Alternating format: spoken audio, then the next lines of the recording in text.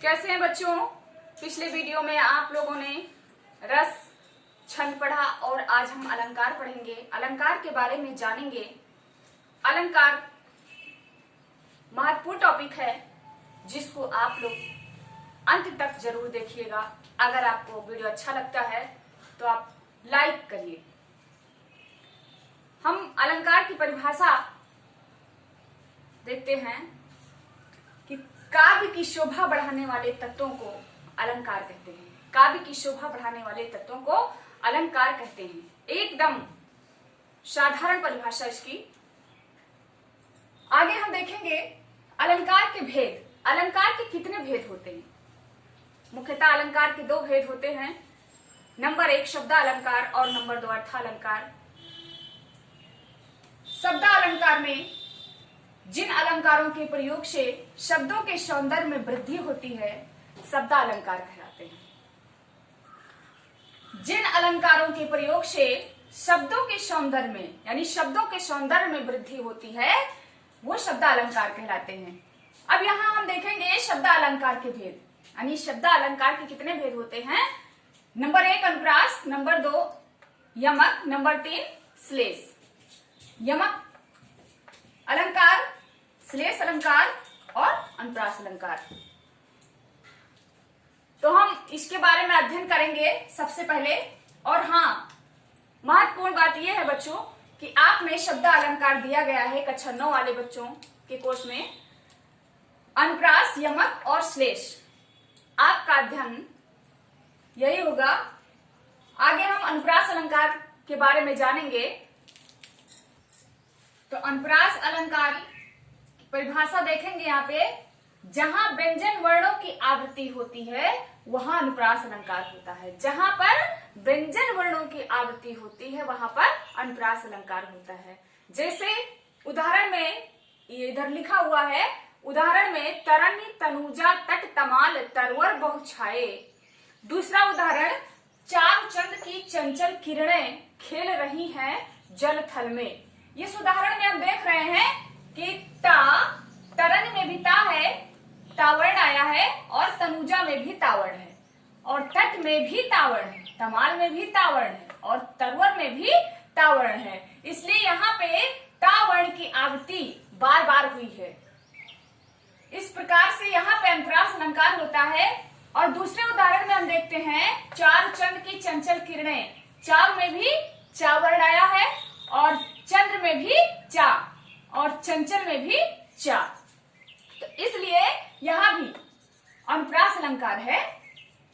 अगला, जैसे हम कोई और उदाहरण देना चाहें, जैसे चंदू के चाचा ने चंदू की चाची को चांदी के चमचे से चटनी चटाई। तो इसमें चा वर्ण की अधिकता है, तो चा वर्ण कई बार आया है। तो हम अनुप्रास अलंकार की पहचान ऐसे करेंगे जहां पे चा वर्ण या फिर कोई भी वर्ण या फिर कोई भी अक्षर बार बार आता है तो वहां पे अनुप्रास अलंकार होता है। आगे हम यमक अलंकार देखते हैं। यमक अलंकार परिभाषा यहाँ पे देखेंगे, जहां पर एक ही शब्द की अनेक बार भिन्न भिन्न अर्थों में आवृत्ति होती है वहां पर यमक अलंकार होता है। शब्द, यहाँ पे शब्द जब एक से अधिक शब्द आते हैं, जैसे कनक कनक, उदाहरण में हम देखेंगे कनक कनक, तो एक शब्द ये कनक हो गया और दूसरा शब्द कनक हो गया। कनक कनक ते सगुनी मादकता अधिकाय, या खाए बौराए जग वा पाए बौराए। एक कनक का अर्थ होता है सोना और दूसरे कनक का अर्थ होता है धतूरा। तो अगर मनुष्य के पास अधिक सोना हो जाएगा तो भी वो बौरा जाएगा, और दूसरे कनक यानी धतूरा, अगर वो धतूरे का सेवन ज्यादा कर लेगा तो भी वो बौरा जाएगा। इसलिए यहाँ पर कनक कनक यानी कि इसके अलग अलग अर्थ हैं। दूसरे में हम देखेंगे काली घटा का घमंड घटा। दूसरा उदाहरण है इसका, काली घटा का घमंड घटा। तो काली घटा यानी काला बादल, एक घटा का अर्थ यहाँ पे हो गया बादल, और घमंड घटा यानी कि इसका घमंड घट गया। घटा का मतलब कम हो गया।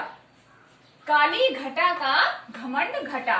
आगे हम तीसरा अलंकार देखेंगे, श्लेष अलंकार। श्लेष अलंकार, इसकी परिभाषा हम देख रहे हैं, जहां किसी शब्द के एक ही बार प्रयुक्त होने पर उसके एक से अधिक अर्थ हो, वहां श्लेष अलंकार होता है।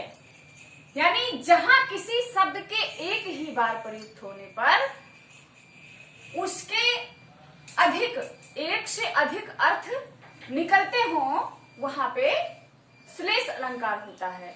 उदाहरण में हम देखेंगे, रहीमन पानी राखिए बिन पानी सब सून, पानी गए न उबरे मोती मानुष चून। अब यहाँ पे पानी, पानी का अर्थ तीन लोगों के लिए, एक तो मोती के पक्ष में, दूसरा मनुष्य के पक्ष में और तीसरा चून के पक्ष में। मोती में अगर पानी नहीं पड़ेगा तो उसकी चमक नहीं आएगी। दूसरा, मनुष्य के पास अगर पानी नहीं है अर्थात इज्जत, मनुष्य के पास अगर पानी नहीं है अर्थात इज्जत नहीं है तो उसका कुछ नहीं है। और चूने के पक्ष में, यहाँ पे अगर चूने में पानी नहीं होता है तो वो अपनी सफेदी नहीं ला सकता है। इसीलिए पानी का अर्थ तीन पक्ष में दिखाया गया है, इसलिए यहाँ पर श्लेष अलंकार है। इसलिए यहाँ पर श्लेष अलंकार है। उसके बाद में हम आप सबको बता रहे बच्चों कि ये सारा जो है यमक अलंकार, अनुप्रास अलंकार और श्लेष अलंकार, ये आपके कक्षा 9 में अध्ययनरत है। उम्मीद है कि आप लोग इसको अच्छे से सीखे होंगे और आगे अगर आप लोग चाहें तो हम आपको काव्य पढ़ा दें। उसके बाद में आप हमको बताइएगा, कमेंट करके बताइएगा कि आप कितने बच्चे पढ़ना चाहते हैं। हमारे पास बहुत सारे बच्चों के लगभग 10 बच्चों के फोन आ चुके हैं कि मैम काव्य पढ़ाइए। तो अगर आप लोग भी पढ़ने के इच्छुक हैं काव्य, तो कमेंट्स करके जरूर बताइएगा। धन्यवाद।